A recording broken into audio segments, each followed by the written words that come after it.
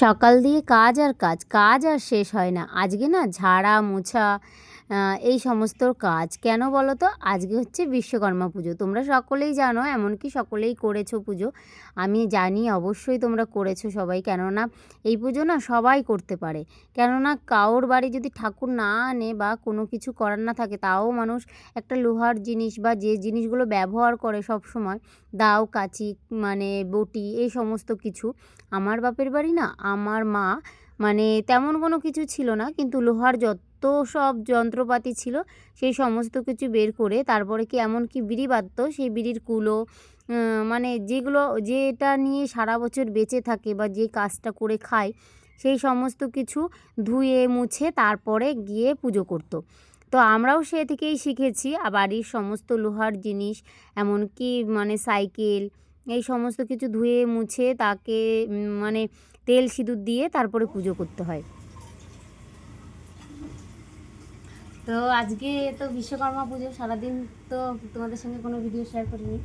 আর এখন এই যে পুজো করছি, সব জায়গায় পুজো দেওয়া হয়ে গেছে, ঘরের হয়ে গেছে, বাইরে সব জায়গায় দেওয়া হয়ে গেছে। এখন আমার মেশিনটাকে পুজো করবো, এই যে আমার মেশিনটাকে।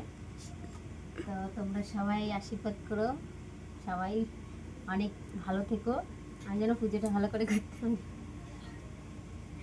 আর কি বলবো, মানে আর তোমরা কে কে পুজো করলে অবশ্যই কমেন্ট করে জানিও। আমি সবাই তো করে, সবাই করে, তার মধ্যে কি বলতো, অনেকে আছে গাড়ি আছে, আমাদের গাড়ি আছে, গাড়িতে পুজো করেছি, ঘরে করেছি, ঘরে করেছি, এদিকে ঘরের প্রসাদ তোলাও হয়ে গেছে। আর এখন শুধু বাকি রয়েছে আমার মেশিনটা, এটা পুজো করি, তারপরে তোমাদের সঙ্গে পরে কথা বলবো। দেখো, আমরা না এমনভাবেই পুজো করি, তোমরা কেমনভাবে করো অবশ্যই কমেন্ট করে জানিও। দেখো, আমাদের মধ্যে কিন্তু এমনভাবেই পুজো করে, বা আমার মাকে আমি এরকমভাবেই দেখেছি। আমি কারোর কাছ থেকে শিখিনি, আমি আমার মায়ের কাছ থেকেই শিখেছি। মা যেমন করে করতো ছোটোবেলা, তেমনভাবেই বানিয়েছি।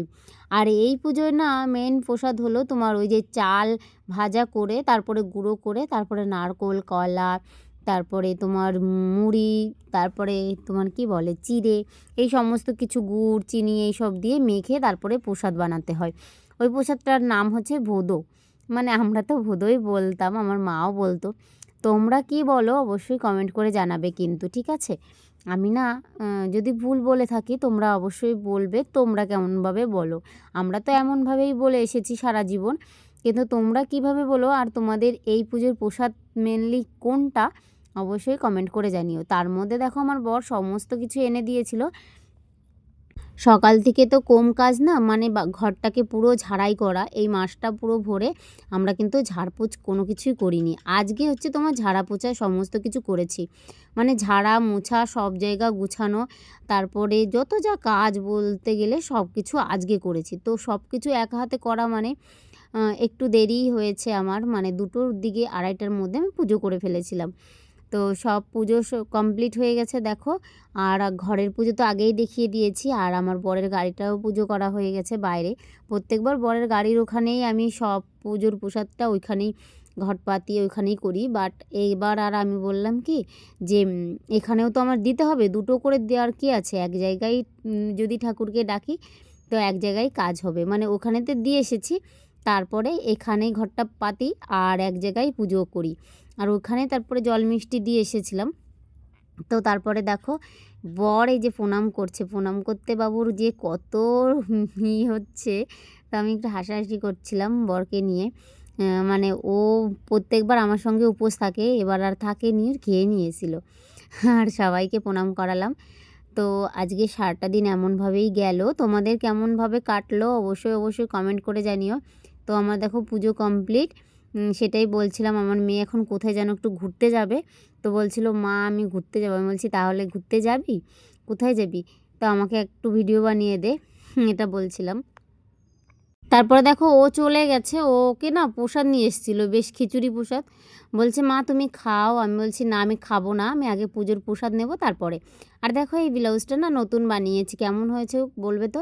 আমি ভেবেছিলাম আমার এই শাড়ির সঙ্গে একটা ব্ল্যাক কালারের মানে ব্লাউজ কিনেছিলাম, সেটা ভালো না, খুবই হালকা, মানে সব কিছুই কেমন যেন ভীষণ হালকা, এত হালকা পরা যায় না, যার জন্য আমি আর ওটা রাখিনি। ভেবেছি ওটা নাইটির নিচেই পরে নেব। তারপরে এটা আবার আমি নতুন বানিয়েছি দেখো। তো আমার কাছেই কাপড় ছিল, সেটা দিয়ে বানিয়েছি। বেশ ভালো ফিটিংস হয়েছে। আমার বর তো বলছে বেশ সুন্দর হয়েছে ব্লাউজটা।